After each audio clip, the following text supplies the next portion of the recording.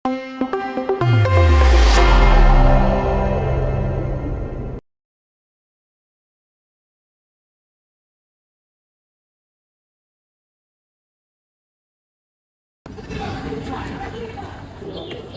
cek, para mau naik nggak? Sini.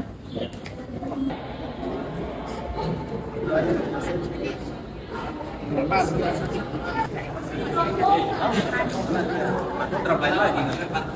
Nggak apa langsung.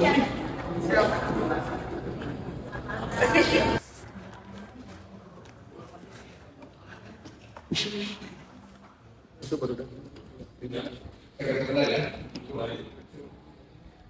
Isu pengawasan yang tadi kami juga mengikutinya sangat dinamis dalam pembahasannya.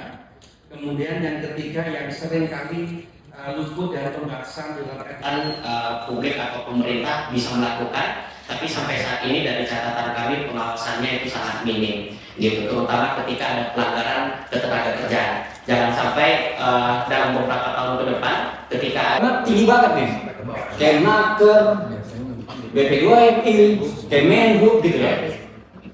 Ini padahal sama-sama pemerintah loh kita sini. Kami juga warga jadi semua mereka kita awal-awalnya adalah sama-sama anak bangsa yang perlu kita lindungi. Tapi Ini Ibu, ini pimpinan saya Ibu Siti Aisyah.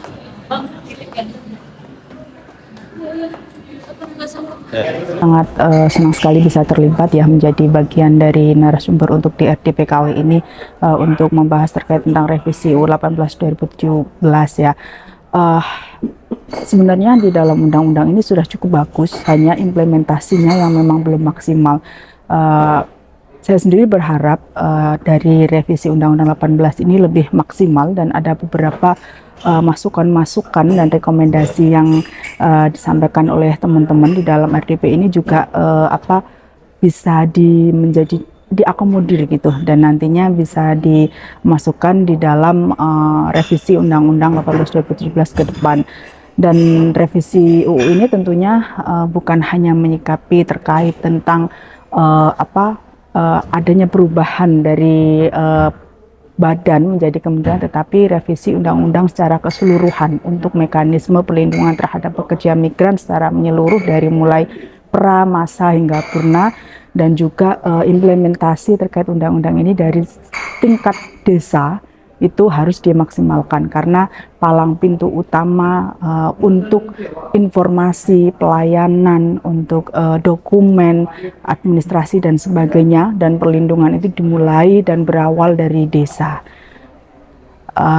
Itu sih harapan kami. Selamat sore kawan-kawan, hari ini saya mengikuti rapat RDPU di Badan Legislasi DPR RI terkait pembahasan revisi ketiga Undang-Undang PPMI, yaitu Undang-Undang Nomor 18 Tahun 2017. Ini saya menyampaikan pentingnya memasukkan MLC 2006 sebagai konsideran. Karena di dalam Undang-Undang PPMI itu, awak kapal niaga dan awak kapal perikanan adalah bagian dari pekerja migran. Yang kedua, saya juga meminta supaya mekanisme penyelesaian hubungan industrial itu harus diperjelas di revisi undang-undang ini, karena salah satu syarat untuk menggugat ke PHI diperlukannya surat anjuran dari Dinas Tenaga Kerjaan, bukan dari Dinas Perlindungan Pekerja Migran. Oke, terima kasih. Hari ini kita bersama-sama datang di DPR, diundang DPR untuk membahas revisi Undang-Undang PPMI, dan harapannya ini ke depan hal yang baik dari revisi dari Undang-Undang PPMI itu tidak dihilangkan gitu ya. Ada banyak hal yang baik. Pertama soal desentralisasi, peran pemerintah pusat, daerah sampai desa, kemudian terkait dengan pembiayaan, terkait dengan partisipasi, cuman pengawasan, cuman memang ada beberapa hal yang perlu diperkuat ya. Salah satunya adalah pengawasan, bagaimana pengawasan ini juga bisa melibatkan partisipasi yang lebih banyak kepada pekerja migrannya gitu kan, dan bagaimana juga peran P3MI-nya juga, bagaimana juga ada kode etik buat P3MI, dan kemudian ada pengawasan yang menyeluruh dari hulu ke hilir melibatkan pemerintah begitu, dan ada banyak hal terkait dengan pendataan, terkait dengan informasi gitu, dan harapannya ke depannya kita akan terus dilibatkan tidak hanya berhenti di sini saja, tetapi Balek selalu membuka diri karena ada banyak organisasi yang juga belum dilibatkan di sini. Semoga juga semakin banyak dilibatkan, banyak mendapatkan masukan, dan proses pembahasan ini transparan supaya menghindari terjadinya hal-hal yang tidak baik ke depannya bagi perlindungan pekerja migran kita. Iya, bagi saya revisi Undang-Undang Perlindungan Pekerja Migran itu baik, tetapi jangan sampai merubah secara signifikan dari isi undang-undang lagi, tapi lebih baik diperkuat.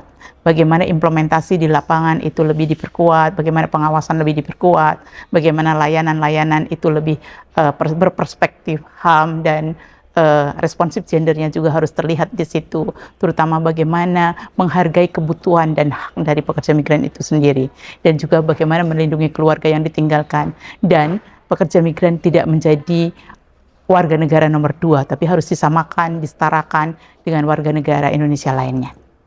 Ya, apresiasi untuk pelaksanaan RDPU hari ini karena telah mengundang beberapa organisasi buruh migran yang memang intens dalam melaksanakan atau mengadvokasi hak-hak buruh migran, terutama hak-hak perempuan buruh migran, dan juga harapan untuk revisi ke depan tentunya kita berharap undang-undang ini dibangun berdasarkan kebutuhan dari buruh migran itu sendiri dan keluarganya, mendengarkan suara-suara mereka, dan revisi ini juga melibatkan buruh migran dan keluarganya juga, khususnya perempuan, karena selama ini suara-suara perempuan buruh migran seringkali terabaikan.